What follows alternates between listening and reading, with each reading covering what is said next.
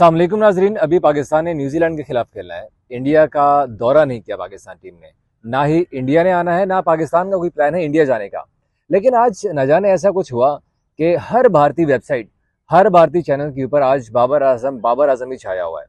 और अमूमन हमने देखा है कि जब इंडिया के ऊपर वेबसाइट्स के ऊपर उनकी खबरें छपती हैं पाकिस्तान के हवाले से, तो वो नेगेटिव छपती हैं। लेकिन आज हर जगह के ऊपर बाबर आजम की तारीफ हो रही है। तो ऐसा क्या कुछ हुआ कि अचानक से इंडियंस आज बाबर आजम की तारीफ करना शुरू हो गए?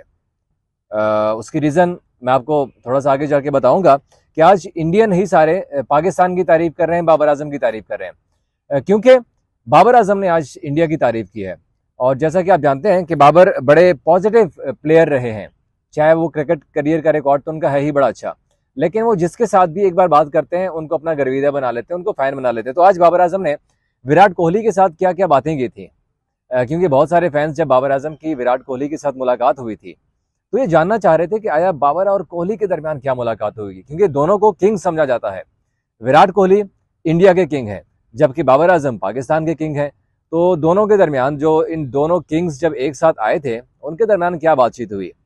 और फिर एक और चीज़ भी है उसमें कि बाबर आजम को जब ओडीआई वर्ल्ड कप में पाकिस्तान की टीम खेलने गई थी, वहां पर कौन से शहर ने सबसे ज्यादा मुतासिर किया, इंडिया की कौन सी ऐसी चीज थी जिसको देख के बाबर आजम भी कहना शुरू हो गए थे कि यार वाह, क्या कमाल कर दिया इंडिया ने। और इंडिया के खाने भी पाकिस्तान की खिलाड़ी जो है वो काफ़ी ज़्यादा मशहूर हुए थे, काफ़ी चर्चा रहा था। तो बाबर आजम को वहाँ पर कौन सा खाना अच्छा लगा, और साथ साथ इंडिया के कुछ प्लेयर्स का भी कंपैरिजन हम करेंगे जो बाबर आजम ने अपनी ज़ुबानी बोला है, जैसे जसप्रीत बुमराह है, नसीम शाह के दरमियान, अगर दोनों के दरमियान कौन सा फास्ट बॉलर अच्छा है, फिर रोहित शर्मा फ़खर के दरमियान कौन सा अच्छा। इस तरह के बहुत सारे कंपैरिजन किए आज बाबर आजम ने। तो ये तमाम तर सवालों के जवाब हम आपको देंगे। तो जनाब, बाबर आजम ने एक वीलॉग में अभी रिसेंटली शिरकत की है। उस वीलॉग में बाबर आजम से डिफरेंट सवाल पूछे गए थे। सबसे पहला सवाल तो विराट कोहली का तो मैं आपको बाद में बताऊंगा ही, लेकिन उनसे पूछा गया था कि शुएब अख्तर और जोफ्रा आर्चर में आप किसको फेस करना चाहेंगे। दोनों बड़े लीथल बॉलर हैं। शुएब का तो आपको पता ही है कि अपने ज़माने में किस तरह से बस खिलाड़ी को एक बार बताते थे कि भाई आपने अपना आप संभालना है, मैं आपको मारने आ रहा हूँ, और वो मारते थे खिलाड़ी को। कई खिलाड़ियों को जख्मी कर दिया और स्ट्रेचर के ऊपर उनको स्टेडियम से बाहर ले जाया गया था।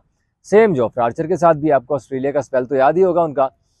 तो बाबर आजम ने बड़ा सोच के जवाब दिया कि शुएब अख्तर को वो कभी भी फेस नहीं करना चाहते, क्योंकि शुएब जब अपनी पीक पे थे ना, तो फिर वो तौबा ही है। फिर उनसे इंडिया के बारे में सवालात पूछे गए तो बाबर ने कहा था कि मैं वो इंडिया तो खैर कभी नहीं गया था, पहले फर्स्ट एक्सपीरियंस था उनका इंडिया का जाने का। लेकिन जब इंडिया पहुंचे ना, तो वो एक्सपेक्ट नहीं कर रहे थे कि इतनी मोहब्बत, इतना प्यार पाकिस्तान की टीम को मिल सकता है। क्योंकि हम अमूमन ख़बरों की हद तक देखते रहते हैं, इंडिया पाकिस्तान के खिलाफ बयान देता है और अजीब अजीब बातें करता है पाकिस्तान के खिलाफ, इसीलिए तो वो पाकिस्तान भी नहीं आ रहा। लेकिन पाकिस्तान ने बड़े दिल का मुजाहरा किया था, इंडिया खेलने भी गया था। तो वहाँ पर जो इंडियन अवाम है वो ऐसा नहीं सोचती पाकिस्तान के बारे में। उन्होंने जितना प्यार दिया पाकिस्तान को, पाकिस्तान की टीम को, तो बाबर कह रहा था कि वो एक्सपेक्ट नहीं कर रहे थे, क्योंकि फर्स्ट एक्सपीरियंस था।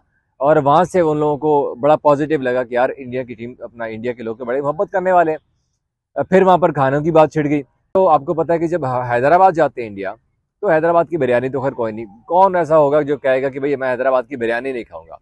तो बाबर ने कहा कि यार बिरयानी तो थी ही वहाँ की, लेकिन समोसा चाट जो बाबर को वहाँ पर पसंद आया ना, बाबर कहते कि वो उन जैसा कोई नहीं था, वो बड़ा कमाल का था समोसा चाट। खैर, ये बात हुई फिर जब नरेंद्र मोदी स्टेडियम में 1.5 लाख का क्राउड, पाकिस्तान इंडिया का मैच। तो बाबर ने कहा यार मैं जहाँ भी देख रहा था पूरा स्टेडियम ब्लू ब्लू नजर आ रहा था, हर जगह भी ब्लू ही ब्लू था, लेकिन इन्वायरमेंट बड़ा अच्छा था। गो के बाबर ने थोड़ा शिकवा भी किया कि वहाँ पर बाबर आजम को सपोर्ट नहीं मिली। बाकी इंडिया के हर स्टेडियम में पाकिस्तान को अच्छी खासी सपोर्ट मिली, लेकिन चूंकि इंडिया के खिलाफ मैच था तो फिर इंडिया को तो सपोर्ट मिलनी थी। मैच के बाद फिर उनसे सवाल हुआ था कि कोहली के साथ क्या बात हुई थी, जिसका आप भी वेट कर रहे हैं कि विराट कोहली के साथ बाबर आजम की क्या बातचीत हुई थी, जो बाबर आजम ने आज पहली बार बताया है। तो बाबर ने कहा कि यार कोहली के साथ उनकी रूटीन मैटर पे बात हुई थी, जो क्रिकेटिंग चीज़ें हैं उनके हवाले से उनकी विराट कोहली के साथ बातचीत चलती रहती है। तो जब भी उन्हें मौका मिलता है कोहली के साथ बात करने का, तो वो उनसे बात करते हैं। ऐसे ही केन विलियमसन भी है, स्टीव स्मिथ भी है। जब न्यूजीलैंड के खिलाफ सीरीज होती है तो फिर वहाँ पे विलियमसन के साथ बातचीत होती है। सेम ऑस्ट्रेलिया में फिर स्टीव स्मिथ के साथ वो बातचीत करते हैं और क्रिकेटिंग उनसे सीखते हैं, कुछ चीज़ें पूछते हैं जिसके बारे में कोहली भी उनसे हेल्प करते हैं, क्योंकि जाहिर सी बात है कोहली तो बहुत सीनियर है बाबर आजम का। इसी तरह से विलियमसन, स्मिथ भी बाबर आजम के सीनियर है। तो बाबर कहते हैं कि उनसे हमेशा पूछने की कोशिश करते हैं, तो वो उनको बताते रहते हैं साथ साथ। लेकिन फिर कुछ और भी ऐसी चीज़ें थी जो कि बाबर ने कहा कि वो आपको ऑन कैमरा तो खैर नहीं बता सकते कि उनके साथ क्या क्या बातें हुई थी, जो कि बहुत सारी चीज़ें होती हैं जो शेयर नहीं करने वाली होती हैं। फिर बड़ा इंटरेस्टिंग सा सवाल हुआ बाबर से कि T20 का फॉर्मेट है, 1 ओवर है, आखिरी ओवर, किसको देना चाहेंगे, मैच भी जीतना है, बुमराह को, जसप्रीत बुमराह इंडिया का यॉर्कर स्पेशलिस्ट, या कि नसीम शाह। तो बाबर ने बड़ा सोच के जवाब देना था, लेकिन आपको पता है कि नसीम शाह की जो बॉलिंग है ना, उसका तो हर कोई फ़ैन है। तो बाबर ने डायरेक्ट ही बोल दिया कि नसीम शाह, क्योंकि नसीम शाह से बेहतर तो कोई भी नहीं है ना बॉलर। फिर उनसे एक सवाल हुआ कि रोहित शर्मा के छक्के ज़्यादा अच्छे हैं या कि फ़खर जमान के, क्योंकि रोहित शर्मा को हिटमैन के नाम से जाना जाता है, और जब छक्के जब आते हैं तो फिर एक ही बात होती है कि रोहित शर्मा ही छक्का मारेगा, क्योंकि ऐसे लंबे लंबे छक्के, ऐसे यादगार रिकॉर्ड्स, 200 सबसे ज़्यादा रोहित शर्मा के। लेकिन बाबर आजम ने कुछ किसी एक को फाइनल नहीं किया, क्योंकि दोनों दुनिया के ग्रेट प्लेयर हैं। तो बाबर ने कहा कि यार दोनों ही बड़े अच्छे हैं और दोनों के छक्के देखने का मज़ा आता है। जब मतलब दोनों खेल रहे होते हैं तो आप ये नहीं कह सकते कि मैं रोहित शर्मा के छक्के देखना चाहूँगा या कि फ़खर जमान के छक्के देखना चाहूँगा। एक और सवाल जो मुझे बड़ा इंटरेस्टिंग लगा बाबर आजम का, बाबर आजम से सवाल हुआ था कि पाकिस्तान में ओपनिंग में वो किसको देखना चाहते हैं, रिजवान, साइम अयूब और फ़खर जमान। अगर इन तीनों में पिक करना हुआ तो आप किसको पिक करेंगे? तो इस सवाल का जवाब बाबर ने काफ़ी सोच समझ कर दिया था, क्योंकि तीनों बाबर आजम के बड़े दोस्त हैं और बाबर आजम हर मौके के ऊपर हमने इन तीनों खिलाड़ियों की तारीफ करते हुए देखा उनका। लेकिन बाबर ने कहा कि वो रिजवान और साइम अयूब को पिक करना चाहते हैं, लेफ्ट राइट का कम्बिनेशन बनाना चाहते हैं। हालांकि साइम अभी यंग है, फ़खर जमान एक्सपीरियंस्ड है, मगर बाबर ने इन दो खिलाड़ियों को पिक किया, रिजवान और साइम अयूब, क्योंकि लेफ्ट एंड राइट का कम्बिनेशन बनाना था। और साथ में वन डाउन पे फिर उन्होंने कहा था कि वो फ़खर जमान का नाम लेंगे, कि फ़खर जमान वन डाउन खेलने में है। तो ये तमाम चीज़ें आज बाबर ने पहली बार बताया है।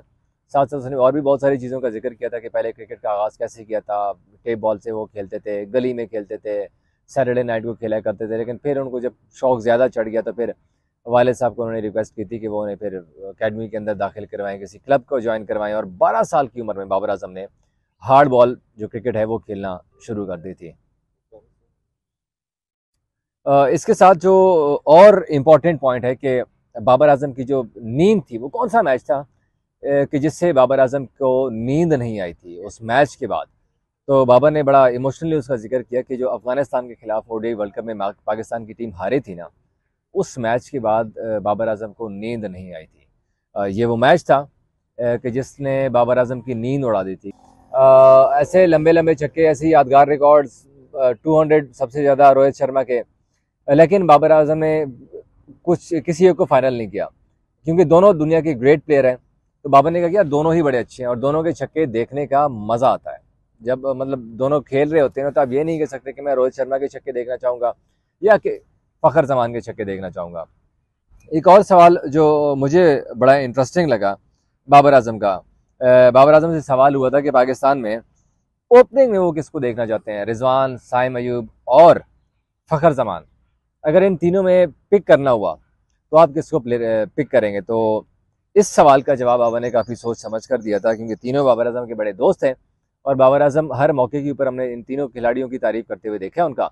लेकिन बाबर ने कहा कि वो रिजवान और साइम अयूब को पिक करना चाहते हैं, लेफ्ट राइट का कम्बिनेशन बनाना चाहते हैं। हालांकि साइम अभी यंग है, फ़खर जमान एक्सपीरियंस्ड है, मगर बाबर ने इन दो खिलाड़ियों को पिक किया, रिजवान और साइम अयूब, क्योंकि लेफ्ट एंड राइट का कम्बिनेशन बनाना था। और साथ में वन डाउन पे फिर उन्होंने कहा था कि वो फ़खर जमान का नाम लेंगे, कि फ़खर जमान वन डाउन खेलने में है। तो ये तमाम चीज़ें आज बाबर ने पहली बार बताया है। साथ साथ उसने और भी बहुत सारी चीज़ों का जिक्र किया था कि पहले क्रिकेट का आगाज़ कैसे किया था, टेप बॉल से वो खेलते थे, गली में खेलते थे, सैटरडे नाइट को खेला करते थे। लेकिन फिर उनको जब शौक ज़्यादा चढ़ गया तो फिर वालिद साहब को उन्होंने रिक्वेस्ट की थी कि वो उन्हें फिर अकेडमी के अंदर दाखिल करवाएं, किसी क्लब को ज्वाइन करवाएं, और 12 साल की उम्र में बाबर आजम ने हार्ड बॉल जो क्रिकेट है वो खेलना शुरू कर दी थी। इसके साथ जो और इम्पोर्टेंट पॉइंट है कि बाबर आजम की जो नींद थी, वो कौन सा मैच था कि जिससे बाबर आजम को नींद नहीं आई थी उस मैच के बाद। तो बाबर ने बड़ा इमोशनली उसका जिक्र किया कि जो अफगानिस्तान के खिलाफ ओडीआई वर्ल्ड कप में पाकिस्तान की टीम हारी थी ना, उस मैच के बाद बाबर आजम को नींद नहीं आई थी। ये वो मैच था कि जिसने बाबर आजम की नींद उड़ा दी थी, क्योंकि कोई भी एक्सपेक्ट नहीं कर रहा था कि हम अफगानिस्तान के खिलाफ भी हार सकते हैं। लेकिन बाबर आजम ने साथ साथ फिर ये भी कहा कि यार अफगानिस्तान की टीम को क्रेडिट देना चाहिए, जिस तरह से वो खेले हैं और बड़ी अच्छी क्रिकेट उन्होंने खेली थी। और ये तमाम तर चीज़ें बाबर आजम ने अपने आज जो एक इंटरव्यू दिया था उसमें बोली हैं। उम्मीद है कि आपको ये तमाम तर चीज़ें पता चल गई होंगी बाबर आजम के करियर में, जो उन्होंने पहली बार ये तमाम तर चीज़ें बताई हैं। Thank you.